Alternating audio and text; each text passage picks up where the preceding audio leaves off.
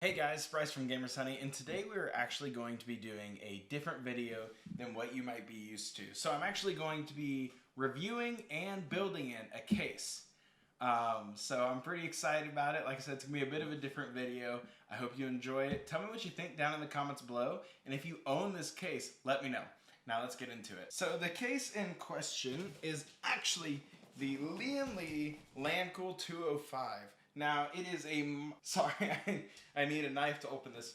It is a Micro ATX case, which is what we're going to be building. It's actually I've built over a dozen PCs now, but I've never actually built in a Micro ATX form factor, so I'm actually really excited about it. I'm always scared when I cut open these boxes. I know they're made to be cut open, but I'm always scared I'm going to cut something that's actually in the box. Okay, so I'm actually really excited. How do I get this out without breaking the glass? Let's try stepping on it. Oh, nope, that's a bad idea. Here we go. There's like handles on the styrofoam.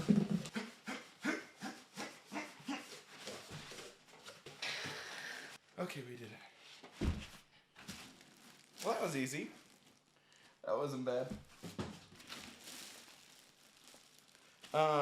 But the reason I'm actually that got me into building this is I have somebody who they are needing just to stream a camera and a microphone. But so they asked me to build them a case within a reasonable budget. I actually kept this under $700 before tax, that's US. We're able to save money by going with a cheap CPU, but it has built-in graphics. When I say cheap, I don't mean it's bad. I got a little delivery sticker, but it's the Ryzen 3 3200G. It's got built-in graphics. That's the reason I picked it. We're skipping a GPU. That's how we're able to cut costs, because GPUs are impossible to find at a good price. Everything, it seems like, I found a 970, I think it was, on eBay for $300, and that is ridiculously overpriced, and I'm not going to be asking somebody to spend that much money, because we're able to keep this whole thing under $700, which is awesome. That's before tax in the US. But yeah, it's a really great option. It's going to be getting, it's just basic built-in graphics. We're not anything extreme. They're not going to be gaming on it. It's really just for streaming from a camera and microphone. That's it. With that, we do have the motherboard, which is the Gigabyte B450 Aorus M. I will actually be taking out the packaging in a little bit. We're going to take a closer look at it. But it's got two PCIe 16 slots. It's got 4 slots for sticks of RAM, so a lot of easier. It's got a lot of easier upgradability with the sticks of RAM that they decide to use. Ideally, with motherboards, you're going to want 2 slots of memory. There's a lot that goes into that. I can explain it in a separate video, so get subscribed. But the real big deal is it has a lot of outputs. It's got several USB headers. Sorry, not headers. It's got several USB ports, 3.0 and 2.0. Plenty of audio. It's got HDMI out, as well as a PS2 connector. Do people still use that? If you use a PS2 connector, let me know down in the comments below if you're connecting to your motherboard using PS2 connectors or if you're all USB. Let me know, because I rarely ever see that, if ever. But also, we have a Wi-Fi card. It is the Asus PCIe AC56. It's a dual band wireless, just PCIe adapter. Lets people connect to the internet. That way, if you haven't seen these before, and you've only been looking at motherboards that have built-in Wi-Fi, these do exist. I've actually ran into several people who don't know. You can just buy a Wi-Fi card for your computer. It's a lot nicer. They're not expensive. I think this was like 20 bucks. I'll have it linked in the description below. So if you want to check it out, go ahead. But it is also 5G Wi-Fi capable, which is wonderful. Then we go to our RAM. We've got it's not expensive, non-RGB. None of this we were going for flashy. It really is just a PC that they're wanting to tuck away on a desk. But we got 3200 megahertz, 2 sticks of 8 gigabytes DDR4 RAM from Corsair. It's their Vengeance LPX. Good RAM. I put it in several computers, several PCs. Never had a problem. Like I said, I built a dozen PCs. And then our power supply may seem a bit overkill, but it really is. Sorry, I was backwards. It's the Corsair RM750. It's 80 plus gold certified. I wanted to get them a decent power supply. I told them this is something you do not want to cheap out on. I got it fully modular. They plan in the future to upgrade this PC. So I went with that in mind, and I really just went in and found fully modular, so that way it's not going to look cluttered. Like I said, it's not going to be flashy, but we want it to look clean. So we got a power supply, fully modular, don't have to have all those extra cables. It doesn't have the ketchup and mustard cable, so it'll look nice.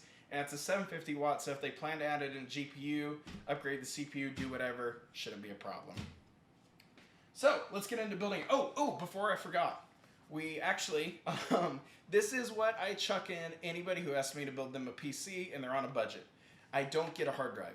Hard drives, if you've never used an SSD, I strongly recommend buying an SSD and using it for your operating system. Your boot times, any of your load times that you chuck, like games or anything, onto an SSD, it's awesome. And they're going to be also saving their live streams, so being able to transfer these will be very nice because they'll just be using their SATA SSD. So it's Samsung 860 EVO. I think it gets read and write speed. I think the write speed is like 500, 600 gigabytes. It's not bad. It's not bad. That's actually what I started with. So the front panel, or the side panel, sorry, actually just comes off with 2 thumb screws, which any case that comes off with thumb screws on the lower end, thank you. All the companies that do that, especially Lian Li, for their lower end cases, it's definitely signature to do that. Thumb screws, I love them. I much prefer them over just regular screws that you have to actually take a screwdriver to. It feels unnecessary. So yeah, thank you case companies for starting to standardize thumb screws. Now the case actually does come with 2 stock fans in the front, one in the front, one in the back. It's 2 120mm fans and they get up to 1500 RPM. They're just case stock fans. Lian Li is not known for their great fan design, so I don't expect them to be dead silent or anything crazy like that. But you know, they're not terrible or anything. Like I said, this is gonna be a very basic PC. We're not modding the heck out of this. If you want to see me do that, actually get subscribed. I have some plans. Ooh. I am going to be moving my case from one to into a new case. So get subscribed so you can actually see what that case is. It's a case I've been very excited about. Now here's where I'm already having an issue with the case. You can see I need to take off this 3rd PCIe bracket. But this screw's in the way. But just kind of, yeah, a minor inconvenience that I have to take this off. But other than that, no big deal. Now, it is important for you to note that actually this power supply shroud right here is not easily removable. There are some screws, which it appears like you can unscrew it and take it out.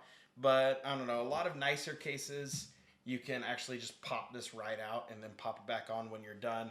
But at this price class, I don't expect anything special, so it doesn't surprise me too much. Now, it does come with a little accessory bag for the things you'll need, like screws and such. We got zip ties for cable management.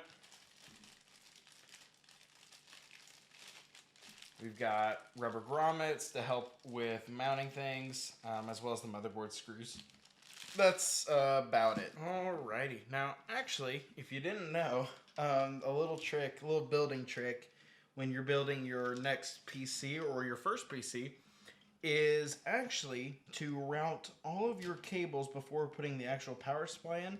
Otherwise, it is a pain in the butt to cram that power supply in with all, and then routing all the cables into it.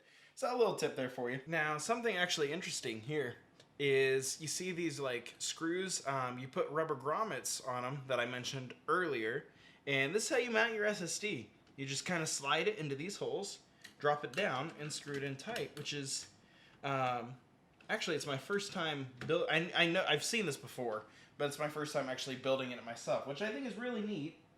And for a lower end PC, or a lower end case I should say, it's actually not a bad solution. And for any of you guys that were wondering, yes, I am the kind of person who will shove cables down under the power supply shroud. Now, I know I am doing this for somebody else, but I know for a fact if there is an issue wrong with this computer, I'm going to be the one who has to mess with it. So it's my mess, my problem.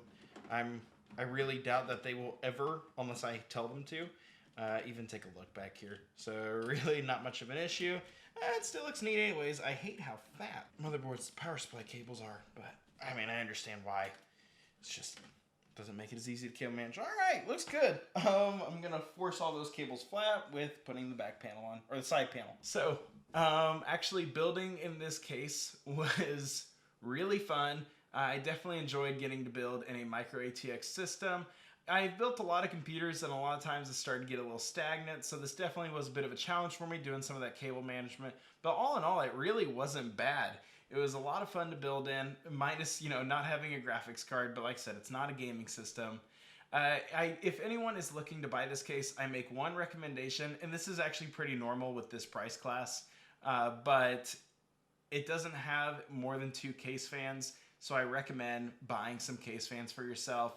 Just kind of getting yourself, something a little bit more decent. If you're looking at buying this case, just down the road, plan on getting case fans.